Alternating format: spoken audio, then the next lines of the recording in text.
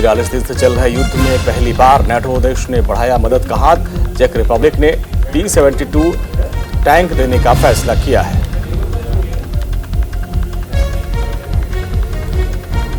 रूस के खिलाफ बड़े एक्शन की तैयारी। UNHRC ने रूस को निकालने की संयुक्त राष्ट्र से मांग की है और रूस को निकालने के UNGA में आज मतदान होगा। पुतिन की एटमी धमकी के बाद यूरोप से अमेरिका तक हड़कंप मच गया। अमेरिका के बड़े अधिकारी ने व्हाइट हाउस को अलर्ट किया है।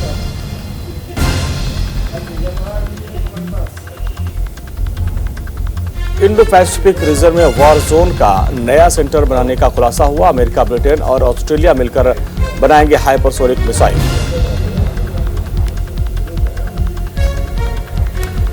चालबोल के नाम से मशहूर यूक्रेनी महिला बनी रूसी सैनिकों के लिए काल। द्वितीय विश्व युद्ध में 300 से अधिक सैनिकों को मारने वाली लेडी डेथ से की जा रही है उनकी तुलना।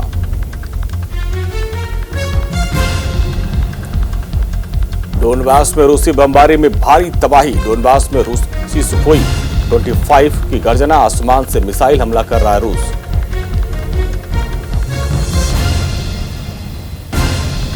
रूसी बमबारी से मोस्टून शहर बना खंडहर। आम नागरिकों के घरों पर रूसी टैंक से अटैक। भीषण जंग के बाद मोस्टून में चारों तरफ सन्नाटा।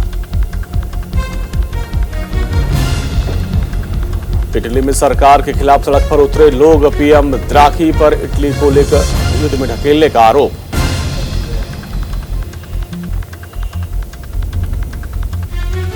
रूस के सबसे बड़े बैंक पर अमेरिका ने लगाया बैन। पुतिन की बेटियों पर भी प्रतिबंध। रूस ने अमेरिकी निवेश पर प्रतिबंध लगा दिया।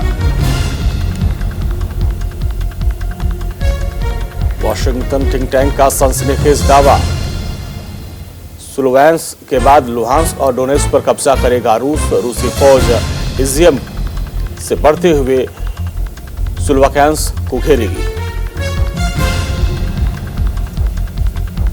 फिनलैंड और स्वीडन को नेटो का ऑफर। दोनों देश अपील करें तो नेटो में उनको शामिल किया जाएगा। नेटो के बयान पर रूस का नाराज होना तय है। रूस के पूर्व राष्ट्रपति दिमित्री मेदवेदेव का खुलासा। पुतिन की नजर व्लादिवोस्टोक से लिस्बन तक की है। पुर्तगाल का नया यूरेशिया बनाना चाहते हैं पुतिन। अमेरिका का दावा। प्रतिबंधों के बाद रूसी अर्थव्यवस्था में 50% की गिरावट आई है। यूएस समेत पश्चिमी देशों ने लगाए थे प्रतिबंध।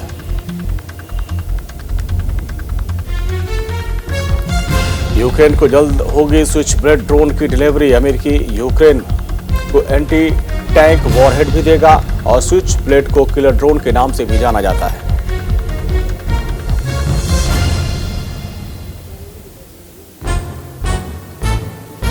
पाकिस्तान सुप्रीम कोर्ट में आज फिर होगी संसद भंग मामले पर सुनवाई। पाकिस्तान में चल रहे संवैधानिक संकट के बीच सुबह 10:30 बजे सुनवाई करेगा कोर्ट।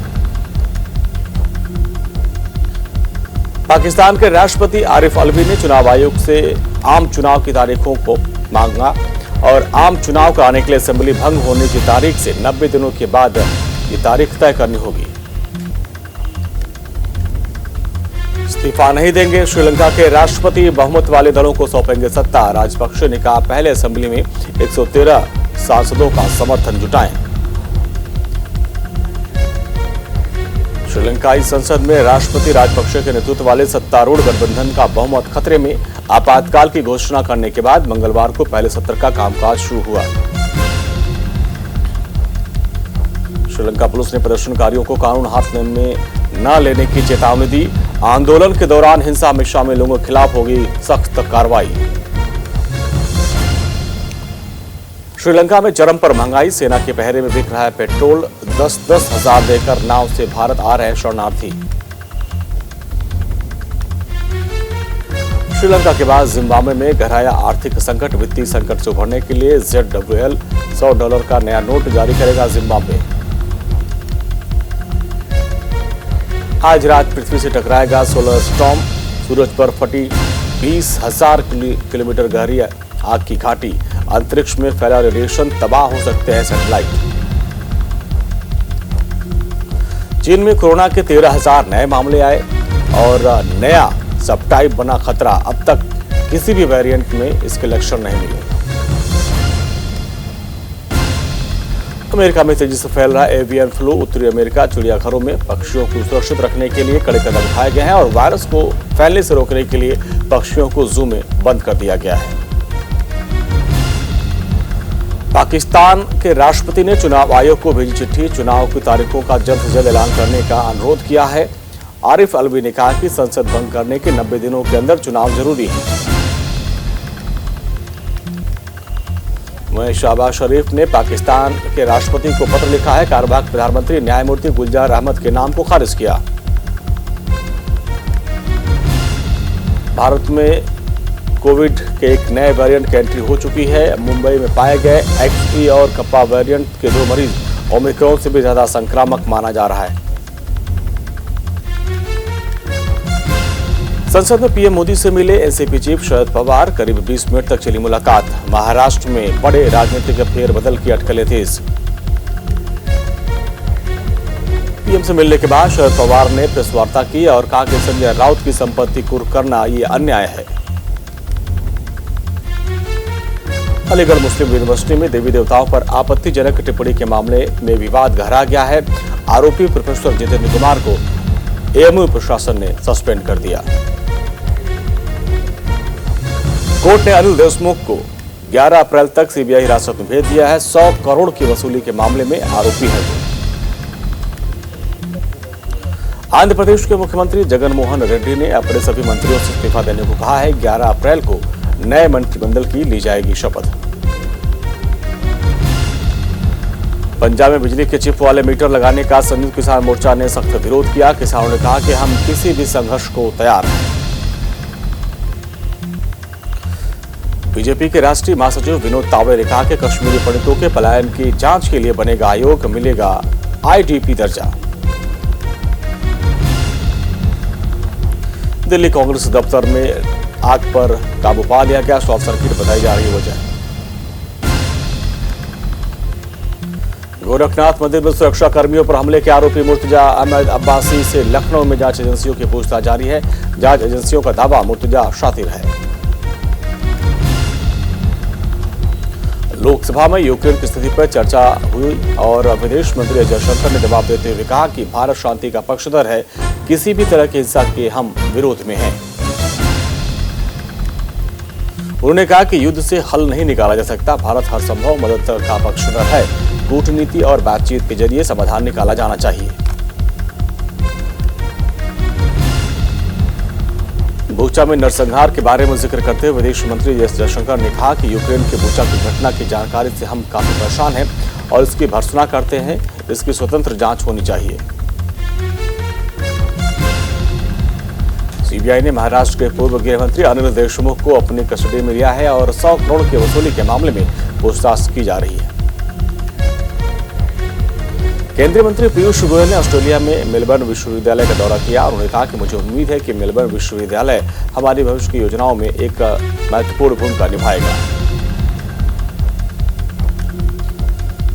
पीयूष गोयल ने कहा कि हम पहले से शिक्षा के मोर्चे पर अधिक सहयोग के लिए समझौते में प्रवेश करने के एक बहुत शुरुआती चरण में हैं और मुझे उम्मीद है कि मेलबर्न विश्वविद्यालय हमारे भविष्य की योजनाओं में एक महत्वपूर्ण भूमिका निभाएगा।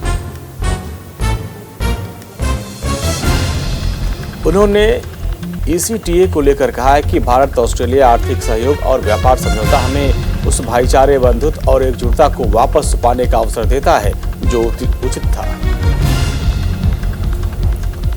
अवंतीपुरा के त्राल में सुरक्षा बलों और आतंकवादियों के बीच मुठभेड़ हुई। मुठभेड़ में 2 आतंकी मारे गए। इलाके में सर्च ऑपरेशन जारी है और इलाके में कई आतंकियों के छिपे होने की संभावना। कानपुर IIT के 54 छात्र बर्खास्त। अनुशासन नहीं बरतने पर IIT प्रशासन की कार्रवाई। बीटेक, एमटेक और PhD के सभी छात्र हैं।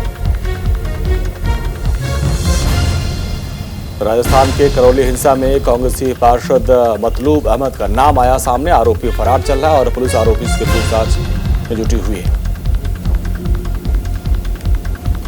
करौली हिंसा का एक नया वीडियो आया सामने। हाथों में उपद्रवी लाठी डंडों के साथ रोड पर इधर उधर तोड़फोड़ करते नजर आ रहे हैं। करौली में नेट बंद और कर्फ्यू लगातार जारी है। जरूरतमंद सामानों की हो रही है डिलीवरी। ऑफिस स्कूल जाने वाले को छूट। उत्तराखंड के कैबिनेट मंत्री गणेश जोशी हरिद्वार दौरे पर है, जहां उन्होंने जगत गुरु शंकराचार्य राजराजेश्वरानंद से और अखाड़ा परिषद के अध्यक्ष महंत रविंद्रपुरी से मुलाकात की। गणेश जोशी ने गंगा पूजन किया और उत्तराखंड के सुख समृद्धि की कामना की। इस दौरान उन्होंने कहा कि सरकार किसान, बेरोजगारी और पलायन जैसे मुद्दों पर गंभीरता से काम कर रही है।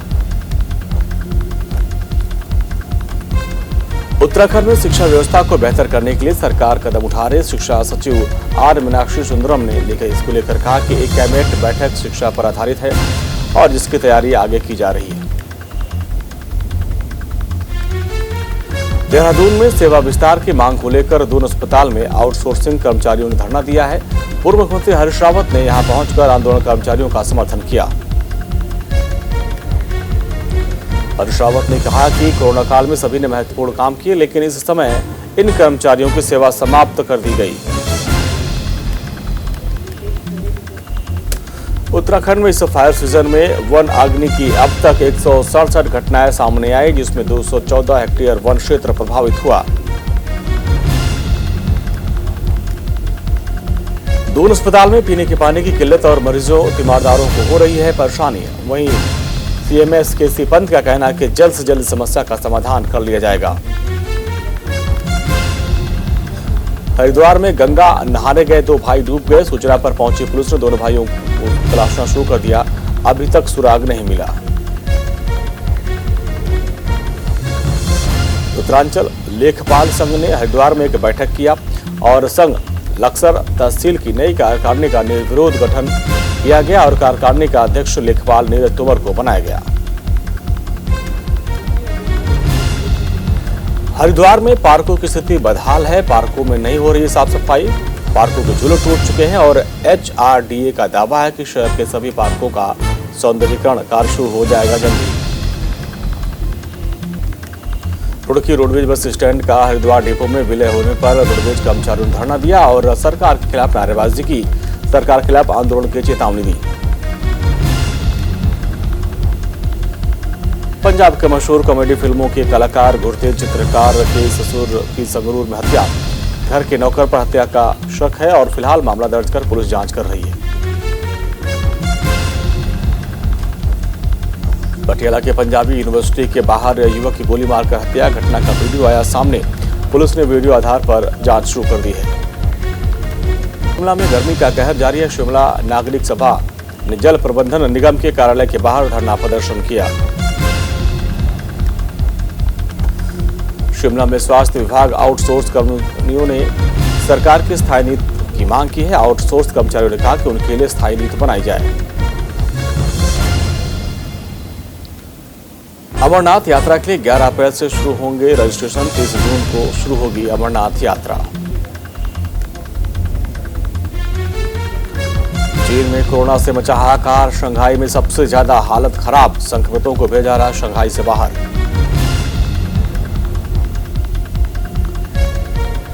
संसद के बजट सत्र का आज आखिरी दिन और विपक्ष सरकार को घेरने की तैयारी में। दोपहर 12 बजे कार्यवाही हो सकती है स्थगित। मुंबई में एक्सी और कपा का पहला केस मिला। दक्षिण अफ्रीका से भारत लौटी महिला में XE वेरिएंट मिले और दोनों वेरिएंट का एक केस मुंबई में मिला। टीएमसी सांसदों का आज विरोध प्रदर्शन। संसद में विरोध प्रदर्शन करेंगे टीएमसी सांसद। पेट्रोल डीजल की बढ़ती कीमतों को लेकर यह प्रदर्शन होगा।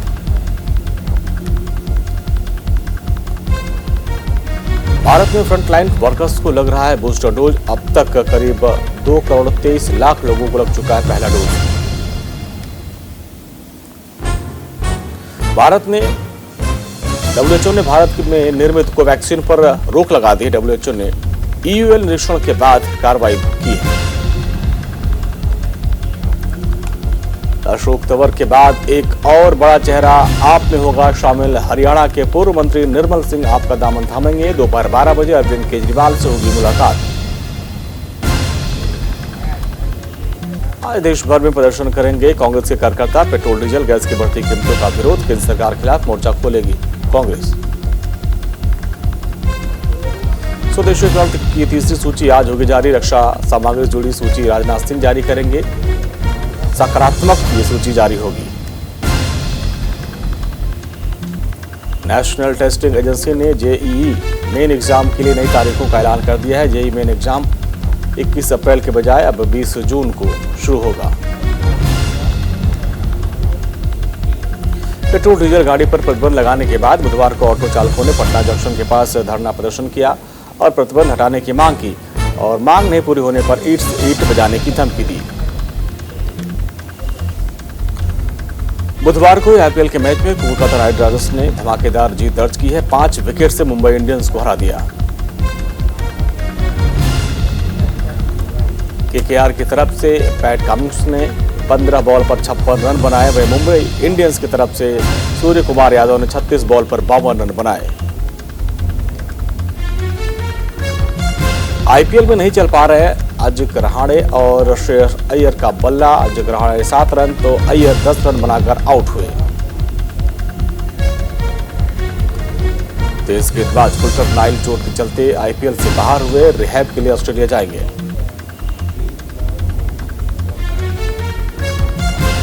आज मुंबई के डीवाई पाटिल मैदान में लखनऊ सुपर जायंट्स और दिल्ली कैपिटल्स के बीच मुकाबला होगा। अपनी टीम के कप्तान केएल राहुल और ऋषभ पंत होंगे आमने सामने। बीते दिनों सराफा बाजार में सोने के भाव में लगातार इजाफा हुआ। 24 कैरेट के शुद्ध सोने का भाव 51,51,000 प्रति 10 ग्राम हो गया, जबकि चांदी के रेट में मामूली सी गिरावट आई है। 4G रोल आउट के लिए बीएसएनएल का 1.12 लाख टावर लगाने का प्लान है। 5G नेटवर्क के बाद अब ट्रेनों में भी इंटरनेट मिलेगा। मारुति सुजुकी जल्द ही अपने मॉडल के मुताबिक कार की कीमतों में बढ़ोतरी करेगी। पिछले 1 साल में 8.8% बढ़ोतरी कर चुकी है। टाटा कंपनी अगले 2 साल में भारत में लाएगी कर्व इलेक्ट्रिक एसयूवी, जिसकी रेंज 500 किलोमीटर तक की होगी। KGF 2 का फलक 2 गरज 2 गाना रिलीज 14 अप्रैल को रिलीज होने वाले इस फिल्म के गाने को अब तक मिले 23 लाख व्यूज।